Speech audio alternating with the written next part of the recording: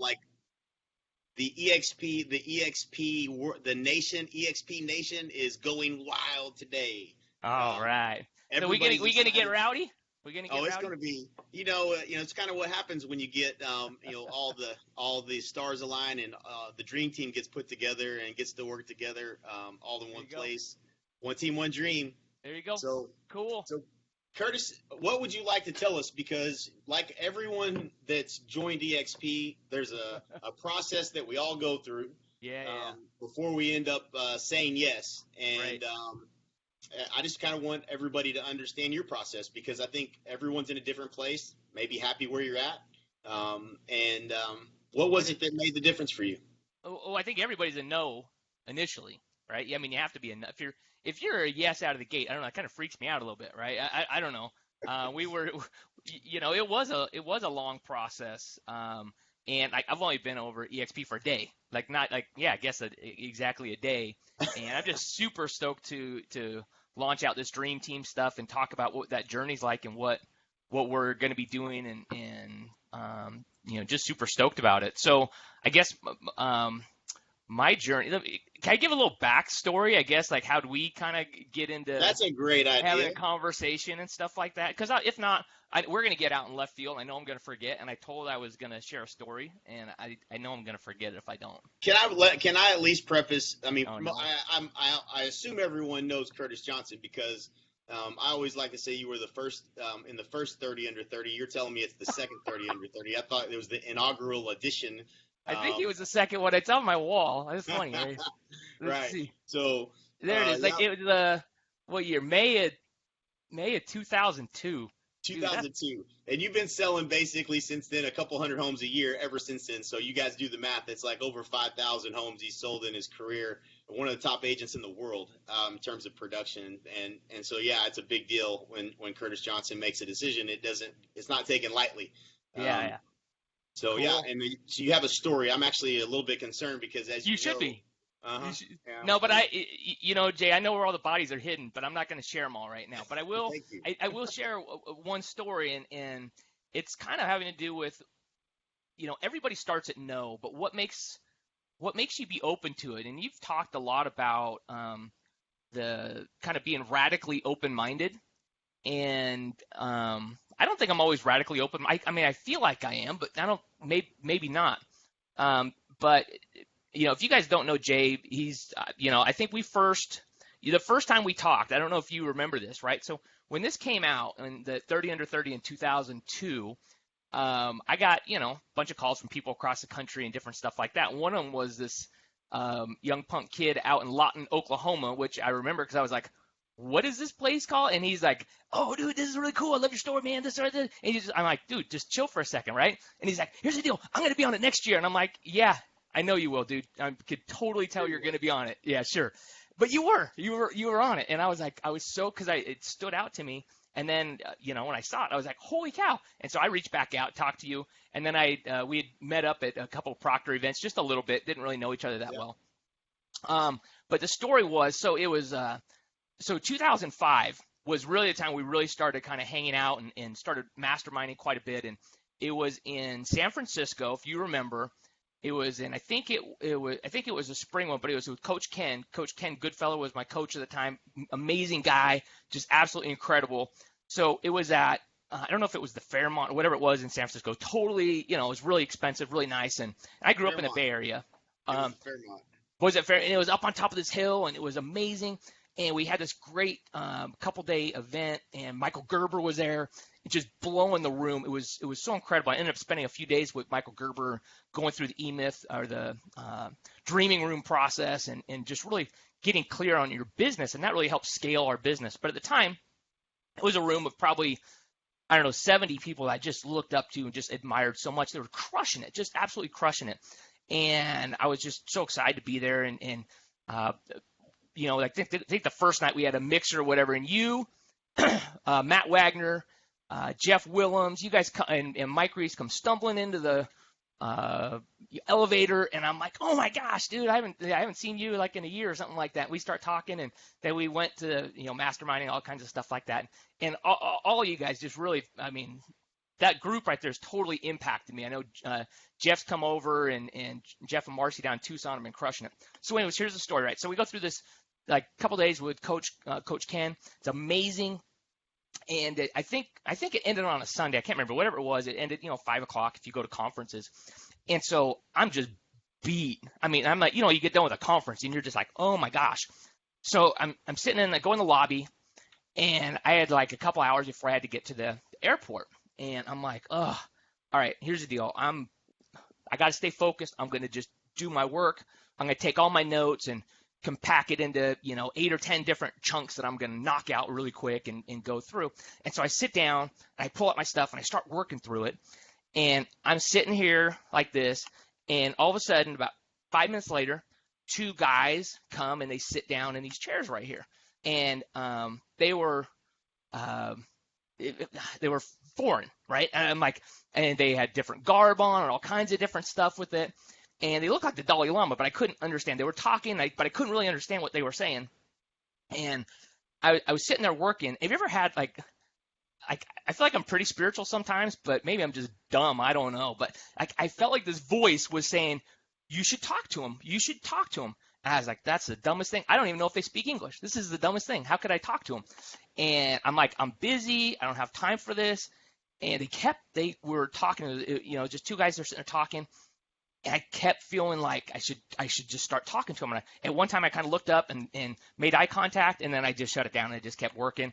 And then eventually, after like 10 minutes or whatever, I go, you know what? I'm going to go get some sushi because I'm in San Francisco and I'm hungry and I want some sushi before I go to the airport. So I pack up my stuff and I walk down the street. No big deal. Go get on my flight, do some more work, come back. And then a day or 2 later, Coach Ken sends out this email. Oh my gosh, I want to share this experience with everybody. Another guy that was at the conference sat down. He sat down right next to me right as I was leaving, and he sat down and he ended up started talking to him. And then they hit up a friendship.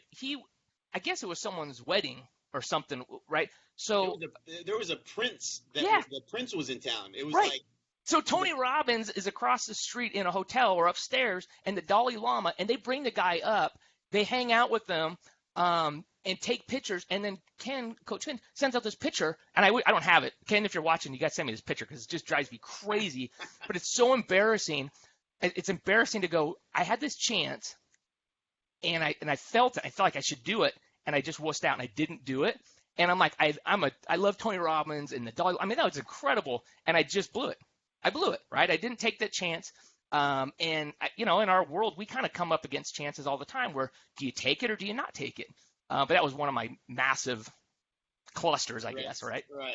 That's awesome, man. Not as much real estate related, but it was a big conference, right? Right. I remember that. We didn't know what was going on. I mean, they were real secretive about it. They had guards everywhere and stuff, but I had no idea what was going on. No. Man, that's a good one. but the kind of the idea is that, it's been, 13 years or so that every year, multiple times a year, we're getting together, fly across the country, and then trying to mastermind, trying to go, how can we monetize building these teams? And instead of going over and recreating the wheel, how do we take the best agents in these different markets and these different things and say, hey, you know what, you're crushing it here, you're crushing it here. How do we take advantage of those different things? We've never been able to. And I remember it was about 10 years ago, we were sitting down with just some monster producers, and there was probably 10 or 15 of us in a room, and talking about, we're like, you know what? We all just need to leave the brands that we're at. I probably was either, I think I'd left Remax and was it just gone over to Keller Williams, or actually probably at that point I'd just gone out and started my own brokerage. And we're like, okay, here's the deal. If everybody commits to it, we can all just leave our brands and let's all create this super mega company.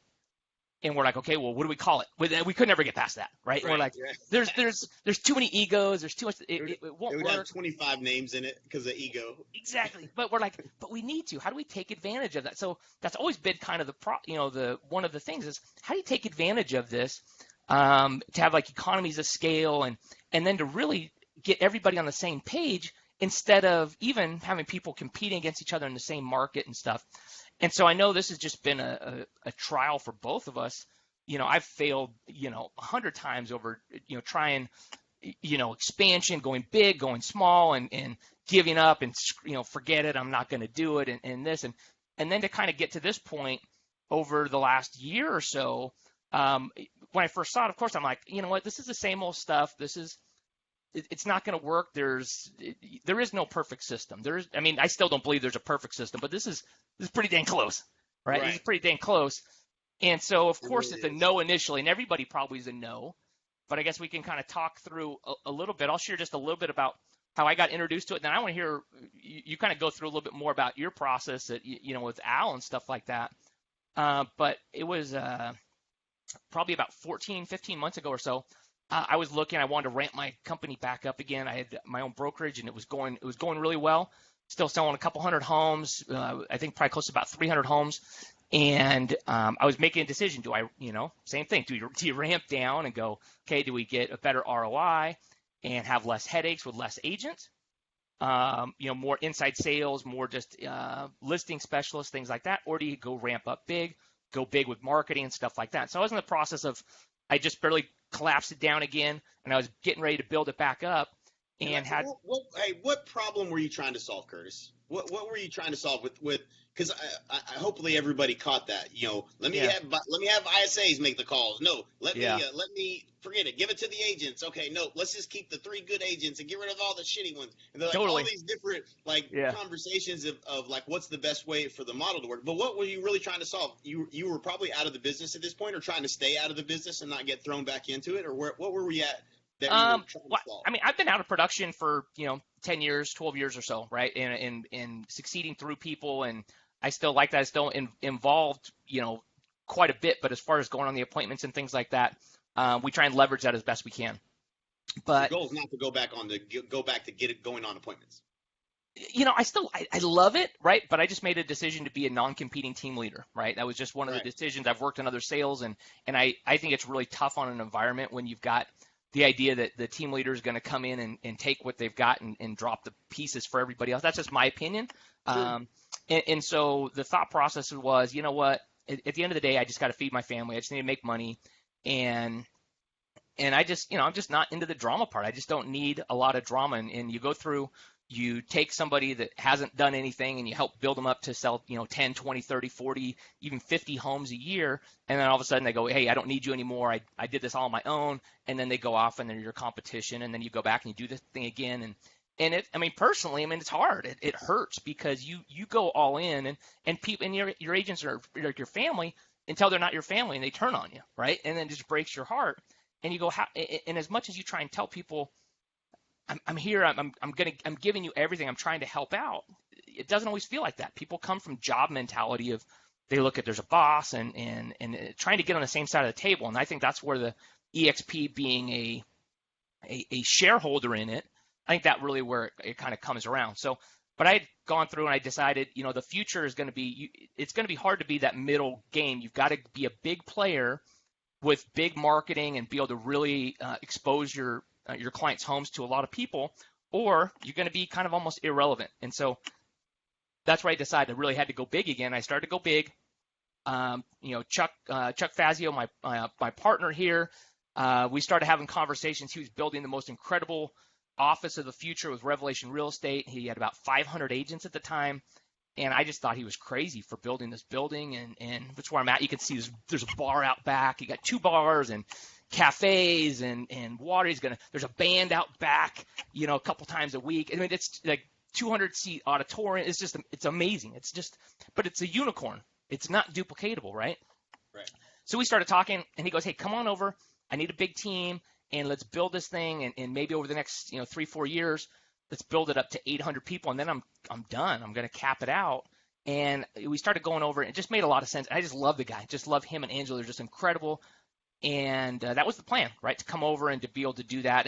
And not that I did it, but they're pretty much at 800 in a little over a year in going through because they're just so incredible, and the staff's incredible, the company's incredible.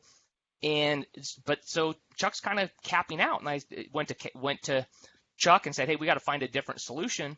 And, what are some growth opportunities? I'm a builder. He's a builder. And we started having some dialogue with that. And then eXp was one of the things that we really explored. And part of it was, I'd been introduced 14, 15 months ago by Brent Gove, right when I had committed to go over here with Chuck. And I just barely committed, and like a week or two later, Brent calls me up. He's like, dude, you've got to see this. Will you please, if you're my friend, will you please at least watch this webinar? And I said, yeah, but I'll tell you, I'm 100% no, but I'll do it because I love you. I think you're just an incredible person. I'll watch it, but I'm a no, but I'll give you my feedback, and I'm going to blow the crap out of this thing. I'm going to tell you every hole that's, and I watched it, Yes. but Unloaded. I watched it from a place of, there's a zero. I mean, I'd never even looked at it, really. I didn't look at it with fresh eyes. And I said, Brent, you're going to kill it. And he did. I was like, this is perfect for you. This is amazing. And I was at the I mean, I'm glad I didn't do it at that time. I think maybe I had 1,500 agents and a couple, the stock was a couple dollars. And now, I don't know, what is it, 10, 12 bucks or stuff like that. And I don't know how many agents, 6,000, 7,000 agents. But to me, the relationships with, to get in business with Chuck, and then also how things are working out with you and this putting this dream team together, to me, that's more important in how we're going about doing it. And that's what I'm just so out of control excited about what we're building and how this can really absolutely take over the industry. And that's really what really sparked me. But part of it was, a couple months ago when all of a sudden I get this little, I don't know what bird chirped in my ear and all of a sudden told me, dude, Kinder's on a flight to Florida to go blow holes in eXp. And then there's Kinder's checking out eXp. And I start going, what? And I start checking with people. No way. Is he really, what is going on? And then I'm thinking, there was a cool. leak. I said, you know what? What's pretty cool about this is because if I know one thing about Jay, he's going to get somebody really drunk.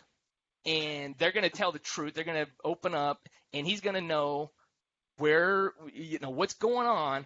And he'll be out of there in about 2 days, and he's going to go, dude, this is a pile. And I said, we'll be good. And then I don't have to worry about that anymore. But what happened? What happened was, honestly, it was, you're exactly right. I was skeptical. And I think that there's less skepticism out there today than there was when I went, and it wasn't but 75 days ago.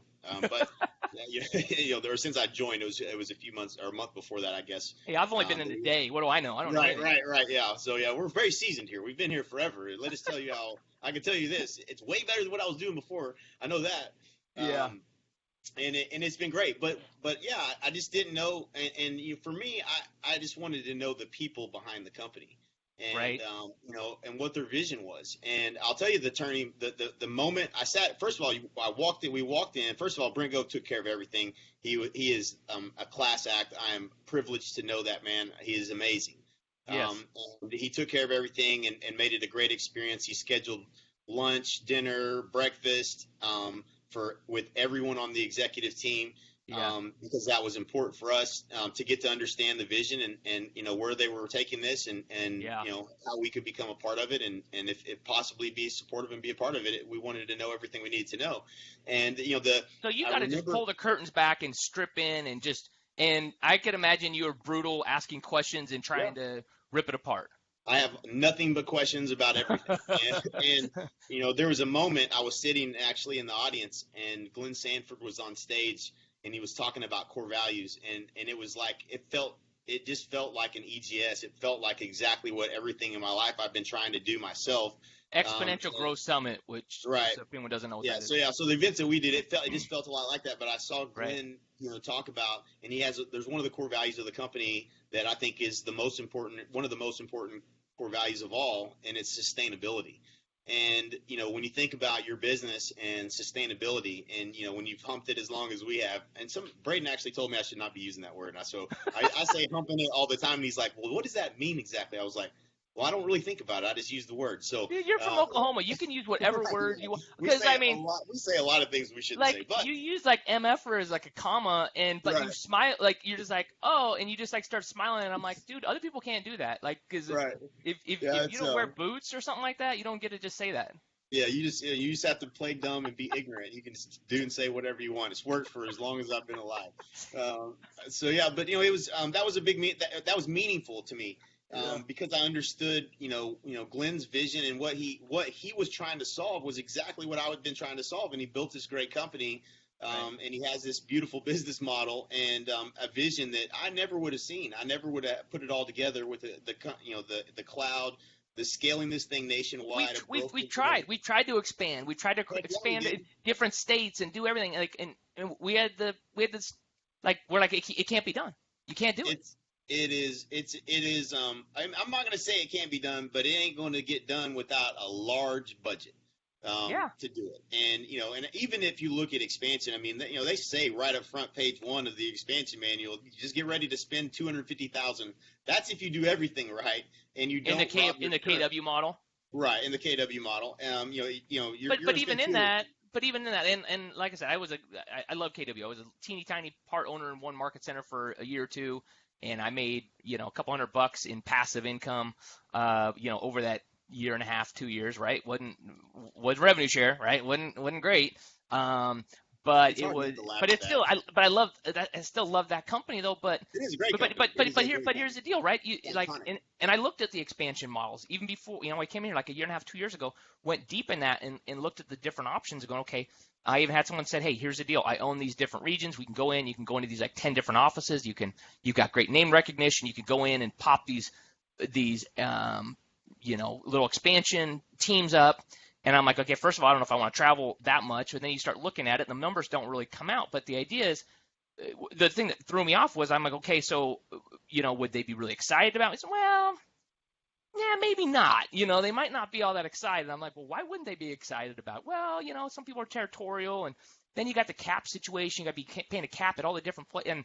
And all of a sudden, everything just started going crazy. And I know I've got some great friends and different ones that have killed it with the expansion or where they've done really well with it. But the same problem keeps coming back in saying that they're not welcome at the different market centers, right? And it doesn't get everybody on the same side of the table. And it goes back to sustainable, Is that model sustainable? And, because they're franchisees. They're franchisees at each different place, right? Which that makes a lot of sense. And that's, it's not, agent owned, I guess, right there. Right.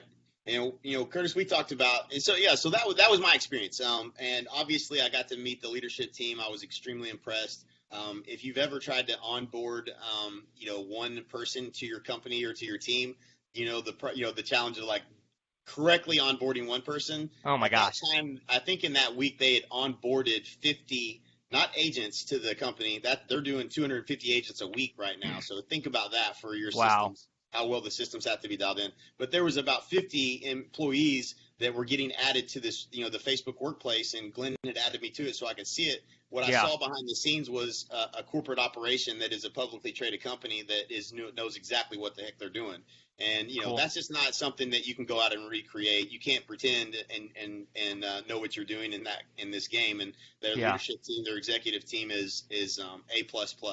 And I believe in them. So, that's awesome. that made it easy for me to be open-minded. And that was the reason we all jumped on board. So, and it was a good time. I mean, they have fun, man. Fun's one of their core values. And I'm telling you, man, if you're having fun, life is better when you're having fun and making money. I don't care if you're making money if you're not having fun. If you're having fun and making money, that's what life's about. And I think we're having a good time.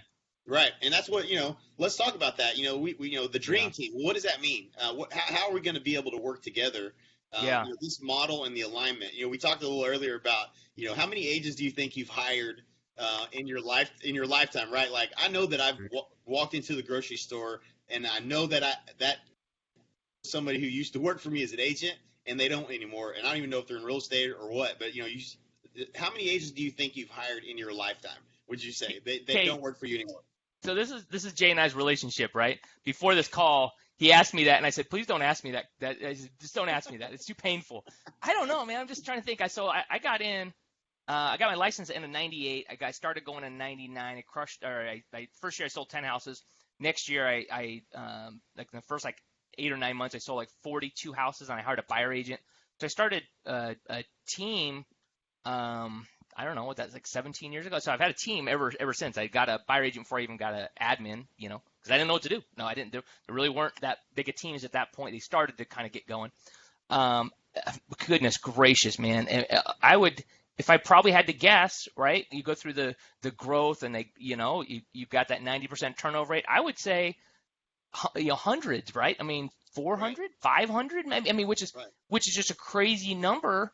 And everyone's like, "Oh my gosh, no one ever quits on my team." Like, okay, you know what? Yeah, that's not true. Then you got like Yeah. two people because Yeah. if you Quit build a lying to team, yourself. if you keep a small team, yeah, you don't have turnover when you got a small team. Yeah. But you You've go been doing it. big, you go big. It's just Yeah. So part of the first of deal. all, just to be fair, Curtis, I would like to say that you are world class at recruiting if you've recruited that many agents in your career. So I mean to me that's impressive because most of us don't have. I mean, we haven't ever. We probably haven't been in the business as long as you. I actually have, I but know you have been. I know, right? That's so sad. But that the thing. I guess my point is this: recruiting agents is hard. Recruiting and retention when you have a team is the biggest problem that you have that you're trying to always solve. Totally. And I can tell you this: in the last 75 days since I've been at the company, we've recruited 154 agents, and I can tell you this: I didn't Wow. have to buy them lunch or coffee. I can tell you Yeah. this: they're happy as can be with the promise that was made and the promise that's going to be kept. Yeah. And I'm not having to deliver on all of that promise. Hmm. I'm only delivering on adding value to their lives and helping them grow Yeah. and get the best out of every opportunity they have. And when you understand what this model allows you to do, Right. it's just incredible. And the revenue share is a great opportunity. It was a genius part of the business model. Why Right. wouldn't you give money back to the agents that are the ones doing the deals? This is revenue that already flows into the company that Right. generally in every other model funds the region and every other person that has to manage the scalability of franchising and everything else. And Yeah. instead of giving that money to the people that are managing that process, they're giving the money back to the agents that are happy and telling other agents about their success and how happy they are to be at EXP. It's Yeah. not it's not rocket science. They are basically giving the money back to the agents that are doing the deals in the company. Yeah. Just because you're telling people about the opportunity to come work there, and Sure. that's an organic growth method that is it allows exponential growth, okay, Right. because they don't have to go hire a bunch of people. You don't have to have 25 people to open an office. All of that goes away, and that's why we're seeing the kind of growth that we're seeing. But what Yeah. does that create for all of us? At 7,500 agents with million plus agents in the industry, it creates the biggest opportunity in the history of real estate for us to build This is a whatever. once in a lifetime chance right here, in my Right, opinion, with this, with this dream team and talking about what we were trying to solve. Everything comes down to right, you know, attracting talent and retention with it. And I would just say, is, I don't claim to be perfect at any of this, right? Running a team or anything. I feel like I do a pretty good job with it, but it's not you don't agents don't just leave when they're failing. That's not the case, right? There's this right, sweet spot where if you don't set expectations, I think I've gotten better at that over the years, right? And trying to prepare them. But you know what? People have expectations when they come in. You can't control that. Life happens. There's a 90% turnover rate in this industry to begin with. But as you go through, you lose agents that came in at zero and they're doing 20, 30, 40, 50 deals. All of a sudden, you've trained them, and whether you really had a big impact or you didn't, they don't think necessarily you did. They think they did it all on their own, right, and so you can lose agents just by being successful. So I know a lot of people like it's not my philosophy. I want people to just be as successful as possible, and if they crush it and they decide that's where they don't want to they want to go on their own or whatever, that's just part of the deal. But I know a lot of people that artificially try and keep people on their team down so that they just stay longer, right? That they're like, hey, because if they start getting too successful, they're just going to leave because right, part of the retention thing. So part of where Chuck and I were talking, and we went through and looked at the model here.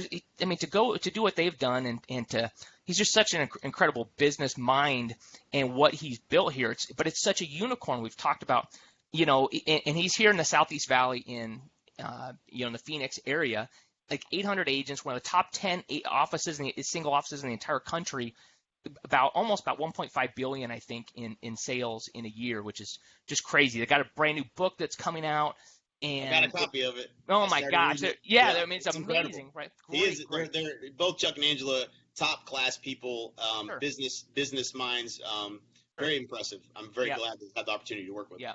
And so Revelation, it was like, okay, does this make any sense to try to expand this, to go to a different market or do anything? We really looked at it.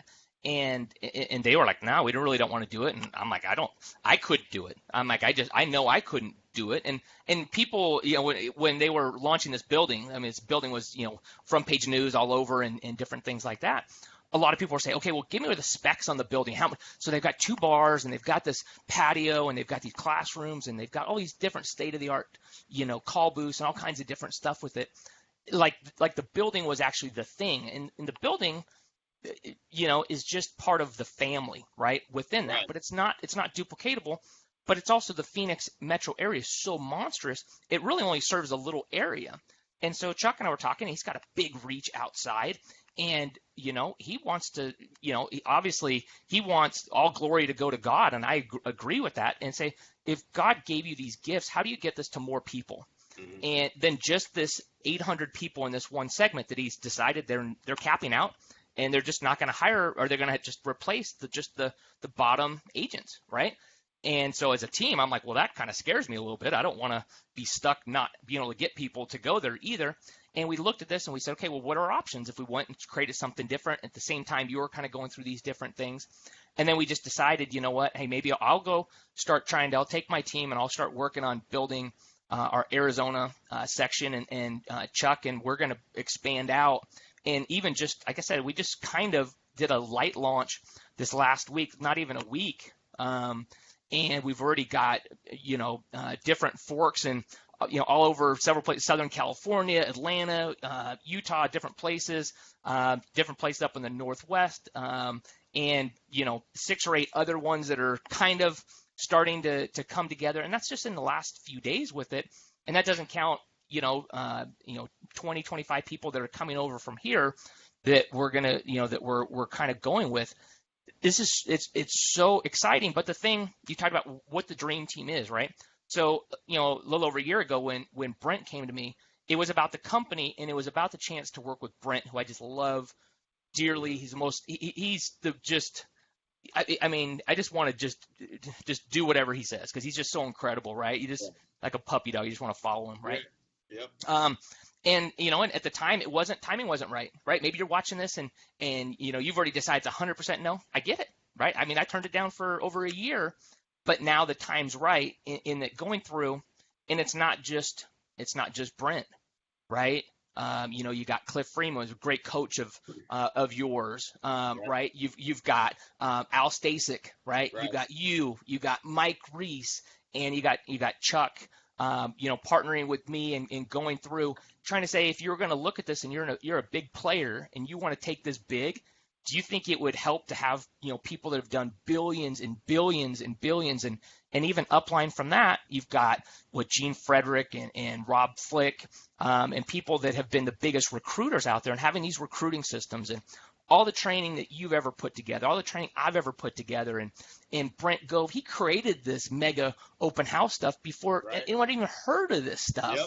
He's And oh my gosh, and then would it be helpful to know how this business owner took it from running, Chuck and Angela, or Chuck ran this big team, one of the biggest teams, and then flipped it over to say, let me build this 800-pound or 800-person just behemoth. And here's the deal. And here's where I can't just speak for Chuck, but also for what this whole dream team thing is this isn't just MLM. I'm not totally into the MLM type thing. The revenue sharing is insane. It's just insane with it. But here's the deal: is that we all lead with selling real estate. We all sell a crap load of real estate. That's what we do. We know how to do it. And so when we're doing this, it isn't about trying to put bodies and doing things. This is about how do we go change real estate and say, instead of people struggling doing 2 and 3 deals, let's change people's businesses. And so if someone's watching this and you're like, I want to have a big life, we can come in and you can have these tools. You can have, and you can talk about, you say you couldn't hire us. We're unhireable, right? But you can get all of us for $50 a month. What? Come on now. It's the dumbest thing I've ever seen, man. I laugh every time I say it. Like if you don't get it, then let's just walk through this again. So basically, what we're telling you is when you join eXp, and you get to partner with Curtis Johnson, and he has a financial incentive for you to do as well as you possibly can. Right. And he's going to give you everything he can to help you be successful. Everything he's ever created. we're going to be willing to share. Same Right. thing with me and Mike and Al Stasic. Everything we created in AEA, millions of dollars of stuff that we sell every year. When Yeah. you join eXp, you've partnered with us. We have every incentive to give you everything we can to help you be successful in real estate. And when you keep adding all of these superstars, mega agents You to the put team, Brent Gove's been on the phone with me and everybody else, and you've been tireless. I mean, tens I and know you don't maybe sleep. maybe I know hundreds this. of hours.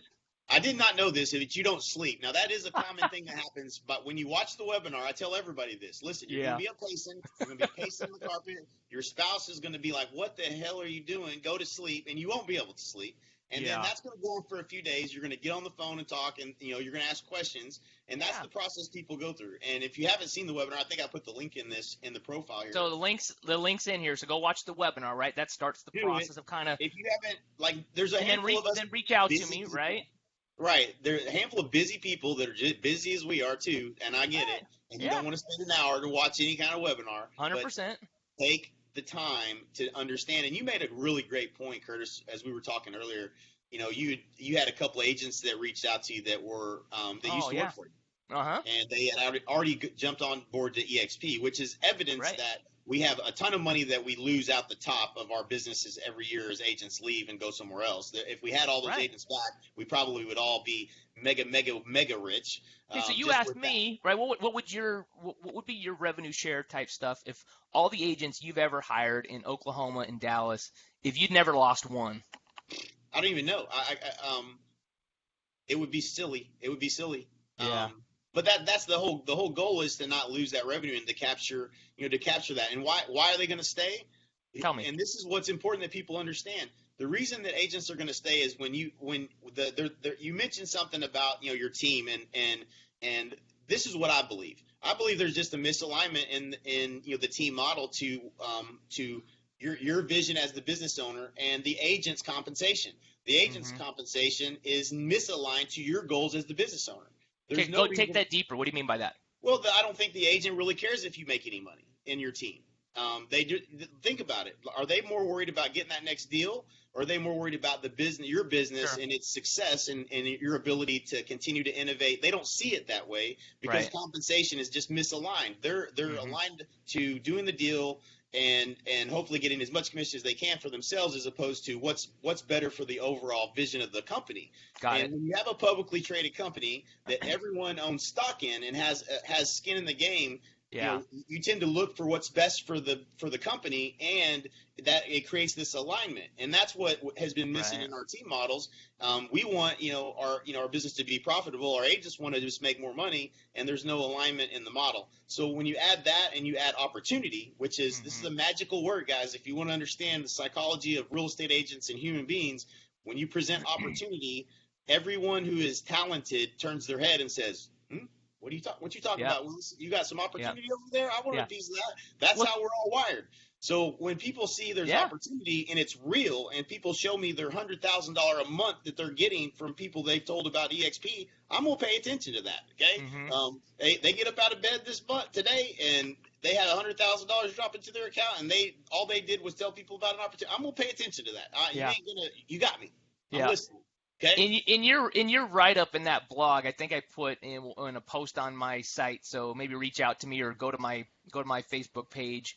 And I put on there you wrote a blog, and you said you wrote it coming back from the eXp thing. But a couple of things you said in there was you need to look at the webinar even if it's out of just morbid curiosity. I thought that was awesome. And then you're like, okay, and here's the deal, right? Even at a minimum, you need to watch the webinar because you need to know. If nothing else, even if you're 100% against it, which is whatever, right? Your situation is totally different. There's so many agents that are gonna want it. That's what we're not looking to try to convince somebody of something. If this rings a bell, awesome. But if you're running a team, you're a big player or you're an influencer. Here's the deal. Your team is either they're starting to hear this or they're getting approached by different people. Why? Because this is in my opinion. This is the chance of a lifetime. This is a thing that we've been trying to put ourselves in a position to we've been trying to build this model for 13, 14 years, and I didn't think it existed, right? To really be able to go through, to be able to expand across state lines, get this mega team of and we're still bringing people together. There's even more stuff that's coming together where they've got a vested interest in building this and to get on a phone and help you build your business, right? Not just say, oh, here's a book, here's this, whatever, is to actually do that, to be, hey, you know what, we'll fly out and help do an event with you, or we'll get on the phone and help strategize with your team. Or do you think it would be helpful to have a business owner that does a $1.5 billion in business and going through, would that be helpful to have a strategy session and be able to do that? Hell yeah, it would be, right? Are you kidding me? Right. But here's the deal. Your team either knows about it or they're starting to hear about it. Like I said, we did a quiet kind of launch. Like 8,000 people still watch the video, but like Right. we just kind of try to put it out there like, okay, here, just want to let you know, in a few days we're going to do something, because I had to tell my team, right? And we had to kind of take the lid off it a little bit and have people understand what was going on a little bit. But they, like, several people had already heard about it. A couple of them had already been approached. I had an agent that had left, actually a few different ones. Actually, one of the first, well, I don't want to blow the cover, but there's different people that work for me, and different, like, my phone's been blowing up this last week, That's right? All these crazy. people, and a couple of them, one of them had gone over to eXp like 2 days before we announced. Another one like a week before that. A couple people on my team said they were approached over the last few months and they loved the idea, but at least is what they told me. They said, but we love you, we want to stay here, but I got to tell you, man, I don't know how long, and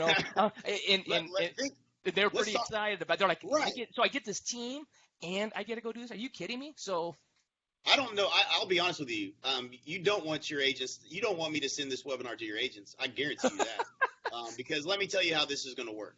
And this is not a threat, by the way. I'm not saying. I just want you to understand what you're up against. And if you don't understand your competition, you know it. If you're a baller, if you're a mover shaker like we are, and you're out there doing it every day, you know that you have to understand your competition so that you can beat your competition. You have to. You got to understand the lay of the land. You got to understand it. And at the end of the day, whenever somebody watches a webinar and we say, listen, I'm going to personally coach you. You're going to get access to me. You're going to get access to Michael Reese. You're going to get access to Al Stacy. You're going to get access to Curtis Johnson. You're going to have access to the top minds in real estate and the people who've been the most successful in the history of real estate. And we're going to give you everything that you need to be successful. On top of that, here's what you're also going to get provided by eXp. You're going to get all the technology, the Sky Slope. You're going to get a Commissions Inc. site. The leads that your agent, your team leader is giving you now. You're going to get your own personal Commissions Inc. And by the way, we'll just give you a conversion site too. Just so you're going to get your own site, so you're not dependent on the team leader as much anymore, right? You're like, oh, well, that kind of unhandcuffs you a little bit. So, and by the way, you know what we're going to also do to help you is we're going to show you how to use funnels and marketing to help you generate your own leads so that you can be successful. We're going to give you all that. And here's the thing. Here's what it's going to cost you. Well, here, Jay, before you, one of the things that really kicks on that too, that was a big deal to me, is that in our market's huge here, right? Even in Dallas, it's big as well, is that we got access to Regis. That's like 20 offices here for to be able to go meet at different places. Like when I left, I didn't want to leave KW like 14 years ago, but we started doing radio advertisement, or 13 or whatever it was, started doing radio advertisement. And if we had to go meet at an office across the way, we're like, okay, cool, can we come use it? And we're like, yeah, that's cool the first time. And the second time's like, well, let me tell you about a cap. Like, we're like, to use the office? Like, we're like, wait a second. We're like, I can't pay a cap at like 4 different, market centers. It doesn't make any sense to do that. And then I was like, we're just not ready. And I know they've tried to expand and do some things like that, but that's a big deal. If you want to go big, you're going to get people from all over, and you're going to have to meet with them in different places. Having Regis to be able to just pop in and use that, and it's included, that's nuts. Right. Nuts. Let me tell you something. You can be sitting at home in your underwear and jump into the cloud and have your team meetings. They got meeting rooms you can use for that. You ain't got to go anywhere. And now this is every once in a while somebody's like, okay, I got a good one. What about people that have kids at home? And I'm like, I know exactly what you mean, because I can't get anything done for my house. You know what I'm saying? Yeah. My kids, they ain't letting me do no work from home. So I'm like, I get it. That's there's the Regis option. That's an opportunity, but. So there's a solution for everything, and it actually creates even more opportunity, because if you have office space, we're seeing a lot of the big companies, couple of big Remax guys that are not renewing their, and this year was the worst year for franchises in the history of real estate. Really? More people not renewing, more people less new franchises, less acquisitions. There's no value in the model, and this is just going to continue to destroy it. because there's just no value in it for the royalty fees you get. There's just not, the value is just not there. And for a lot of companies, that's the case. And, what's a better model? Well, you can take that same real estate now and you can start to, utilize, we know 25% of people at eXp would be willing to pay for office space. You can revamp the office space to a membership model. Sure. No different than looking at WeWork.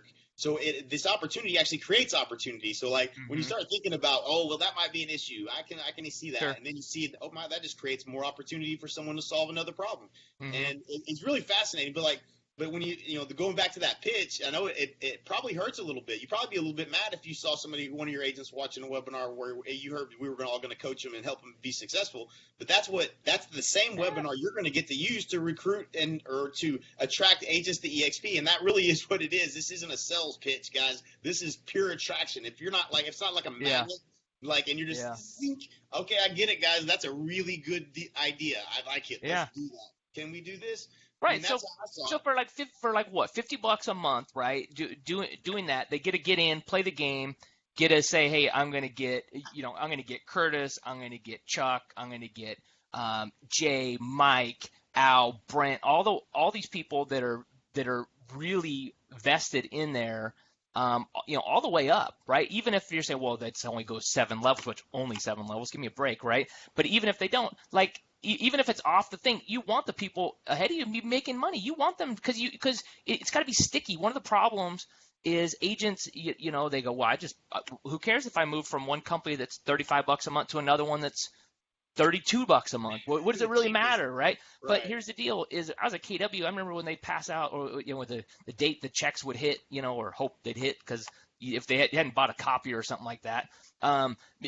Everybody was like, oh my gosh, what'd you get? And it was like, oh, $24. What'd you get? Oh, $87. What'd you get? Like 112, right? But I'm telling you, if it got over like $150, dude, they would have backed over their grandma for that check. Like they were not going to leave KW. Dude, they were not going to leave. It just didn't matter what was going to happen. They back up. They weren't going to leave until their 3 years were up. As soon as they vested, they're like, I'm out, right? But they're like, I'm not walking away from that money. But one of the things that really was important to me in talking to Brent Gove and going through and saying, just trying to rip this apart from every angle. And I said, here's the deal. We've got to solve. The agents have to be happier. They've got to have more production. We've got to give them more, more technology so they can be more mobile and do all these different things. But here's the deal. It is such a roller coaster, even for agents that work hard and that are amazing people. When people whiff and they have a month where they actually don't get a closing or different things like that, that changes their world. Yeah. And he was talking about some different people on his team that have passive income of having $1,000, $2,000, $3,000, $4,000 going through, and you're talking about different people on a team to go into a month and have several $1,000s.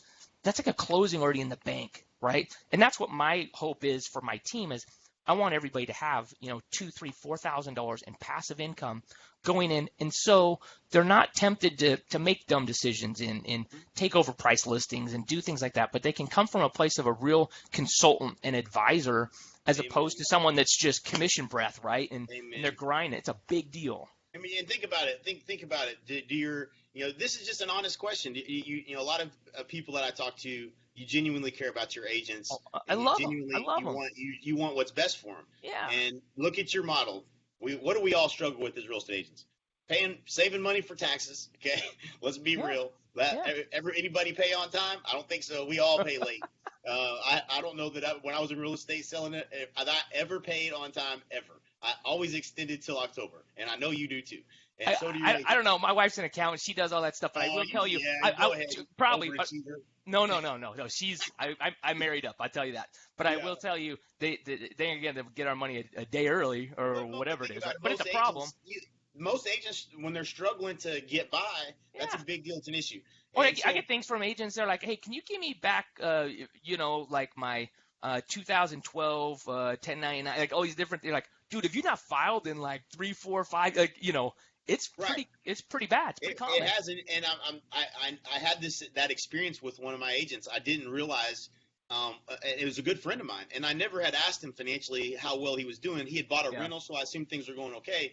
And he had about $55,000 in back taxes. I'm like, what?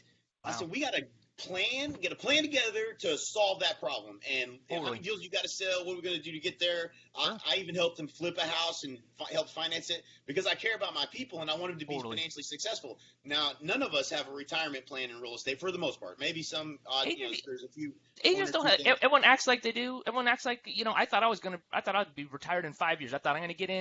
I'm gonna sell a bunch of real estate and I'll be retired in 5 years.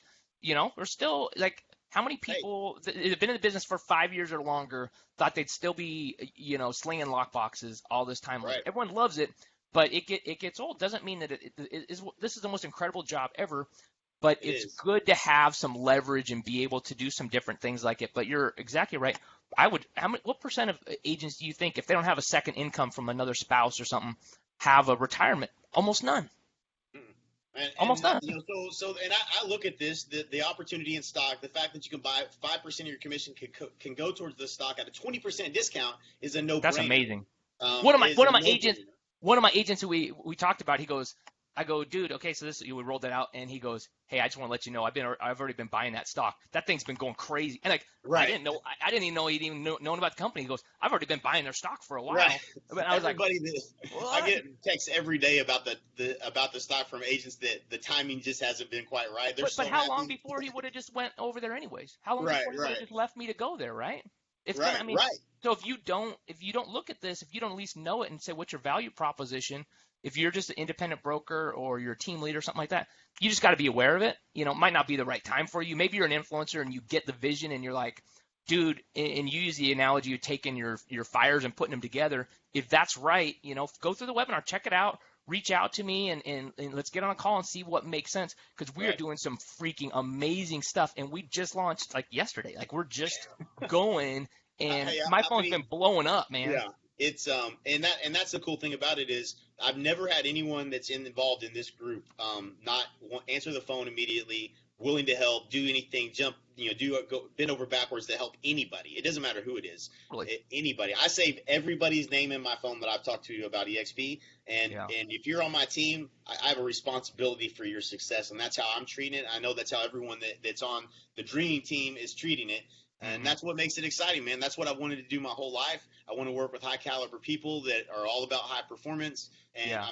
I'm privileged to have that opportunity and thankful to eXp for the business model that Glenn has created for us to be able to a platform to do it. That's all I know. You kind of had a little bit of an advantage, though, I will say, because you've worked with Mike, Mike Reese, for how long you guys worked together for? Like, in Since one. 2005. Right, you guys have been grinding, like to have a partner, to have someone to be able to bounce ideas and be able to do all these different things. That is such a luxury. I mean, it's a lonely deal sometimes running a team and stuff like that. So You need being able perspective, like being able to pushback. plug in and be able to get on a call with someone else that's sold $1 billion in real estate or gone through and say, dude, how do I scale my team from, how do I get it from 300 to 550? How do I get it to go there? How do I, go in, and how do I grow my group to 3,000 or 5,000, or to be able to go, how do I bring in 1,000 people in a year like Brent did? Like, that's nuts, right? To be able to do those different things. Well, part of it is, you talked about some of the changes in real estate, that we're moving from caveman days, we're moving to technology, and some of the things that you're bringing to the table, and kind of like each player in this, we kind of bring a different thing, from myself and Chuck and you and Mike and Al and all the way up the line, and figuring out what do you need in your business, and then just trying to solve it, trying to bring Right. those tools to you.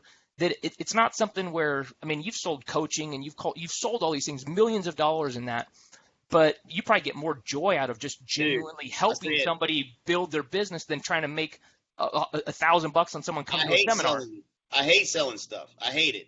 Okay, I like helping people. That's what I like. Where am I passionate? Why am I having so much fun? Because Yeah. every day I get to talk to people, and at the end of the day, at the end of the conversation, I don't have to ask you for a penny. I can tell you the offer is real simple. You just got to spend $99, transfer your license over to eXp, and you get all of this. And that's what. And every day And I you get help to them live go out make more that. money, right? Right. I mean, all I get to do is help people make more money all day long. I have no reason to go try to side. You can go buy it right now. If you want to go buy coaching, it's $12.97 a month. We got maybe 10 spots left. Okay. It's a Yeah. little bit limited in terms of what I can do with the resources of coaching. You can buy stuff, but every time I come up with a better solution to help you with your business, I'm going to have to sell it to you because that would be my business model. What eXp has done is created an alignment where I'm incentivized to help you be more successful and help you tell more people about this opportunity, put systems in place to help you be more successful, create a passive income, create a better life, a legitimate opportunity to have a retirement that could be worth who knows what. Right. That is way more exciting for me to not have to ask you for your credit card at the end of the conversation. Right. Hey, so I know we're going to be wrapping up here in just a second. I'm not sure if there's any questions or different things like that, but I think I'd be remiss if, like, going through this process, there's so many people that helped out, and I know you guys probably, if you're watching this, if you're even remotely thinking about it, we'll try and help walk you through the process and find out if it's right. Because here's the deal. We're not going to try and push people to do something that's not right because it might not be the right time, might not, might not be the right opportunity, right, for what your thing is. But if you are, let's go through and let's have that. Let's talk it out, right? Let's go through, watch the webinar, take a look at it, and let's get on a call. And depending on what your situation is, let's get the right people on the call that can help fix your business with it. But there's just some incredible people that helped, come down. Rob Flick came down, right before Christmas, came down, spent hours trying to go through because he was trying to help out Brent Gove, trying to go through Brian Colhane. He came, I met multiple times and spent countless hours. One of the co-founders, and he's here in Arizona, and they're just givers, man. Just people are just such givers. People. And then even in your group, having the chance to, we're going to go up to Jackson Hole, we're going to go crush it. John Cheplick. I mean, he's teaching. Not that he's necessarily a part of the group, but you get access to different people through associations and different things like that really help build your business. So even if you're like, because I'm not big into the MLM thing. It's just not a big deal to me. But I love helping. I want to serve people, and this is a way to actually to prove to people that, hey, you know what, we're on the same side of the table, and that's what I've always looked for when I had my own brokerage. Is it didn't matter. I tried profit sharing. I tried everything. I tried to give the best splits. It didn't matter. I remember at one point I had like essentially somebody. It felt like it was over 100% split. I mean, that's what it just felt like all the time because it was never enough. It wouldn't have mattered, right? Because I could never all the money and then some, and you're still not happy. Totally, and it didn't matter because I could never prove to them that I was legitimately trying to help their business. Because if they have that idea that you're the boss, you're the enemy, or that you're making money, it's your business, you're making all the money. Yeah. And then one last thing with it is I remember when I was at Keller Williams, one of the things that really stood out to me, I used to go to the masterminds with Gary Keller. I think he's brilliant, but he's brilliant because he's at the top of the food chain, for one thing. Right. But one of the things, we were in a small mastermind. I know they're super big now, but at the time there's probably 40, 50 people in there, just some incredible producers, just icons in the business. And I remember, people were kind of getting, I don't know, not really mouthy, but they were kind of getting cocky about stuff. And all of a sudden he just stopped one time. He just stopped. And he goes, you know what? And he kind of got like a pissy attitude, which he didn't get very often, but he's pretty blunt. And he goes, y'all think you're just, in this Texas thing, y'all think you're just so, bright and everything. He goes, you guys are like in the little kid room. And everyone's like, did he just say that? Like, what is it? He's like, y'all in the little kid room. He goes, the big kid room is next door. That's the owners. You guys are in the little kid room. And it was like, what? Like, everyone's like, we thought we had this team. And he's like, you guys aren't even owners. You guys don't even own it. Like, you're helping us make money. And I was like, whoa, just right? But for the first time, we could actually be stockholders and owners in a it's not a franchise, right? And you get an agent-owned business that we actually get to say, hey, we're all in this together and we're building this. And that's what just get jacked up, man. Yeah, baby. Yeah, baby. I love it. It's good. Model is good. Yes. Yeah, hey, Curtis, I know you got to run. It's 3:00, man. Thank you for spending the time and sharing your perspective and your story. Cool. It's one of the proudest moments of my life getting to work with you every day. I already know it's awesome. why I want to work with people like you is because you don't sleep, no different than I don't sleep. And tireless, baby. You were up at 2:00 this morning. You were up at 2:00. I'm getting messages at 2 in the morning and 4 in the morning. I'm like, how's he doing that? Like, there ain't a lot of time for sleep here. But that's what happens when this kind of opportunity is in front of you and you see it, you just can't unsee it. I'm just so excited. You just kind of, after a while, you kind of get not really a bad attitude. You kind of just think, well, That's just the way real estate's going to be. It's just going to be slinging lock boxes, and it's just going to be you talk about, you're saying you sold 50 houses in 1 month, and you're like, oh, you know what, I got a deal? Go sell 50 houses the next month, and you're Right, starting right. over. Good job. Hey, good job. Get back in the game, buddy. You got to go do it again. Yeah, you know what? But it doesn't have to suck. It doesn't have to suck. If it sucks for you right now, it doesn't have to suck. No, it doesn't have to suck. And the cool thing is that we can bring value, and that's the thing that I'm just really excited about. And I thought, we got a really cool team. I thought we're going to lose half the team to go. They're not going to be interested in, but I had to make that decision. Like Brent Gove said, hey, you got to be ready to go. If every single person, your 20, 25 people on your team, if they all said, go pound sand, you're going to do it by yourself. And I went through, and at first I wasn't ready to do that. And I was like, okay, no, I just don't want to do it. And then I thought, you know what? This is such a good opportunity. Even if they all walked out, I'm that committed to going to do it with my business partner, and gone through, and almost every single one of them is like, dude, this is amazing, because like you talked about, we're going to change their life. Right, it's better for it. That's everyone has this fear of, I don't know what my team's going to think, but when they see, okay, ownership, okay, you're not giving me that, okay, and there's an opportunity for revenue share, and you have a system to help me do it, and you're gonna close them all, because I don't want to talk to people about it. I would rather do that.